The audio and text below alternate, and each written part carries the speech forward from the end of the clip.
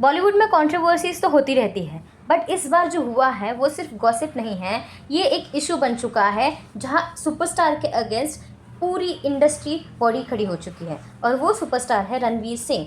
FWICE ने officially Ranveer Singh को ban किया है। It means non cooperative directive issue किया है because of the Don 3 controversy. और इस कंट्रोवर्सी के सेंटर में है फरहान अख्तर, 45 करोड़ का alleged loss, delayed commitment and एक लास्ट मिनट एग्जिट। सबसे पहले समझते हैं कि FWICE होता क्या है। ये एक federation of western India cine employ है। ये बॉलीवुड के technicians, workers, cameraman, editor, spot boy, lightman और मल्टीपल फिल्म यूनियन को रिप्रेजेंट करता है। एंड रिपोर्ट्स के अकॉर्डिंग FWICE के अंडर लैक्स ऑफ वर्कर्स है। इसीलिए FWICE किसी एक्टर के against non cooperative directive issue करता है तो टेक्निकली इंडस्ट्री वर्कर को बोला जाता है कि वो उस एक्टर के साथ काम नहीं कर सकते अनटिल द इशू रिजॉल्व। ये लीगली परमानेंट बैन नहीं होता है but practically it's a huge pressure point. अब टाइमलाइन को ठीक से समझते हैं। 2022-23 से उस टाइम में रणवीर सिंह का करियर फेज उतना ज़्यादा स्ट्रॉन्ग नहीं चल रहा था। मल्टीपल फिल्म्स उनकी अंडर परफॉर्म कर रही थी। इसी बीच एक्सेल एंटरटेनमेंट ने रणवीर को डॉन 3 के लिए साइन कर लिया। फिल्म को डायरेक्ट कर रहे थे फरहान अख्तर हिमसेल्फ। 2023 में ऑफिशियली अनाउंस भी कर दिया था कि शाहरुख खान और अमिताभ बच्चन के बाद अब रणवीर सिंह बनेंगे नए डॉन। लेकिन उसके बाद फिल्म कंटिन्यूसली डिले होती रही एंड फैंस से भी डॉन 3 के लिए एक्सेप्टेंस में रणवीर कपूर को नहीं मिल रहा था। स्क्रिप्ट पे काम चल रहा है, शेड्यूल शिफ्ट हो रहे थे और प्रोडक्शन फ्लोर पे ही नहीं आ रहा था। फिर आई रणवीर सिंह की कमबैक फिल्म धुरंधर और ऑनेस्टली किसी ने एक्सेप्ट भी नहीं किया था कि इतनी बड़ी मैसिव हिट होगी। 2025 के बिगेस्ट ब्लॉकबस्टर में काउंट होती है और सडनली रणवीर सिंह की वैल्यू पूरी तरह से चेंज हो जाती है।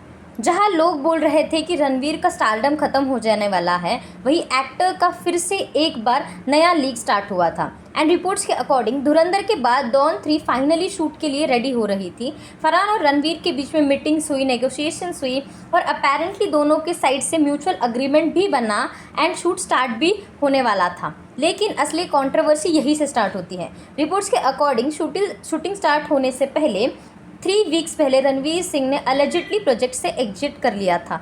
और वही मोमेंट था जब फरहान अख्तर और एक्सेल एंटरटेनमेंट को ह्यूज फाइनेंशियल लॉस फेस करना पड़ा। International bookings, pre production crew setup, scheduling, technical planning सब ऑलरेडी हो चुका था। एक्सेल एंटरटेनमेंट ने क्लेम किया कि उनका अराउंड 45 करोड़ का डैमेज हुआ है। फरहान अख्तर की साइड का कहना है रणवीर का एग्जिट लास्ट मोमेंट था। फिल्म ईयर से डेवलप हो रही थी, मैसिव मनी ऑलरेडी इन्वेस्टेड था, हंड्रेड्स ऑफ वर्कर्स अफेक्टेड हुए हैं और रणवीर ने इशू रिजॉल्व करने के लिए प्रॉपर कम्युनिकेशन नहीं दिया। रिपोर्ट्स के अकॉर्डिंग 11 अप्रैल 2026 को ऑफिशियली कंप्लेंट भी फाइल की गई है एंड ये केस अभी लीगली लड़ा जाएगा। उसके बाद FWICE ने रणवीर सिंह को मल्टीपल रिमाइंडर्स और मीटिंग्स के लिए बुलाया। रिपोर्ट्स में मेंशन भी किया कि उन्हें 3 बार रिमाइंडर्स भेजे गए थे एंड उनकी रिप्रेजेंटेटिव ने कहा कि मैं उनकी साइड देने के लिए आती हूँ, लेकिन रणवीर सिंह ने अलेजिडली मीटिंग में प्रेजेंट होने से मना कर दिया। एंड उसी के बाद 25 मई को FWICE ने नॉन कोऑपरेटिव डायरेक्टिव अनाउंस कर दिया। अब रणवीर सिंह की साइड से देखें तो पिक्चर थोड़ी डिफरेंट लगती है। रणवीर सिंह के क्रिएटिव डिससेटिस्फैक्शन होने की वजह से उनका कंसर्न अलेजिडली था कि स्क्रिप्ट प्रॉपरली लॉक नहीं थी एंड कुछ रिपोर्ट्स में ये भी क्लेम किया गया है फिल्म रिपीटेटिवली डिले होने की वजह से एक्टर का कॉन्फिडेंस प्रोजेक्ट पे अफेक्ट हुआ है। रणवीर की तरफ से ऑफिशियली ज़्यादा कोई स्टेटमेंट आया नहीं है और उन्होंने अभी भी उनका साइलेंस मेंटेन किया हुआ है इतनी कंट्रोवर्सी बढ़ने के बाद भी, क्योंकि शायद वो कोई भी कमेंट नहीं करना चाहते हैं बिकॉज ये चीज़ अभी लीगली हैंडल होने वाली है। एंड अकॉर्डिंग टू मी, जब रणवीर का करियर अच्छा नहीं चल रहा था उस वक्त पे डॉन 3 उन्होंने साइन की थी, अनाउंस भी हो चुकी थी, बट फरहान को उस टाइम पे रणवीर के साथ कॉन्फिडेंस नहीं था, इसी वजह से उन्हें रिपीटेटिवली डिले करा दिया गया। एंड इसी वजह से जब धुरंधर हिट हुई उसके बाद रणवीर को भी पता था उनकी मार्केट वैल्यू बढ़ने की वजह से डॉन 3 को स्टार्ट कर दिया गया है। बट उसके बाद जब 3 हफ्ते पहले उनको छोड़ देना ये करेक्ट नहीं है।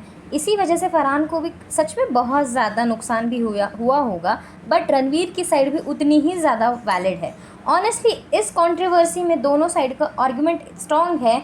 इफ़ यू सपोर्ट फरहान तो आप बोलेंगे कि एक एक्टर लास्ट मोमेंट पे प्रोजेक्ट लीव नहीं कर सकता after crores have been already spent on the project, because film सिर्फ स्टार से नहीं बनती है, हंड्रेड्स ऑफ वर्कर भी इन्वॉल्व होते हैं। एंड अगर आप रणवीर के साइड से हो तो आप बोलेंगे कि अगर स्क्रिप्ट और क्रिएटिविटी क्लैरिटी नहीं थी तो एक्टर को फोर्स भी नहीं किया जा सकता कंटिन्यू करने के लिए। अब सबसे इंटरेस्टिंग चीज़ तो ये है कि FWICE का डायरेक्टिव परमानेंट नहीं होता है। अगर रणवीर सिंह मीटिंग अटेंड करते हैं एंड सेटलमेंट होता है या कंपनसेशन इशू सॉल्व होता है तो सिचुएशन रिवर्स भी हो सकती है, बट अकॉर्डिंग टू मी ये चीज़ होने नहीं वाली है, क्योंकि ये चीज़ शायद से जाके कोर्ट में ही सॉल्व होने वाली है। बट राइट नाउ बॉलीवुड में ये बहुत बड़ी कंट्रोवर्सी एक फिल्म एग्जिट की नहीं है, ये डिबेट बन चुका है प्रोफेशनलिज्म वर्सेस क्रिएटिव फ्रीडम की। और ऑनेस्टली अब सबकी नज़र एक ही चीज़ पे है, क्या रणवीर सिंह फाइनली इस कंट्रोवर्सी पे अपना साइलेंट ब्रेक करते हैं। तो मिलते हैं अगले वीडियो में, आप ज़रूर कमेंट करके बताना। अगर अभी तक आपने चैनल को सब्सक्राइब नहीं किया है तो चैनल को सब्सक्राइब करें। Bye bye.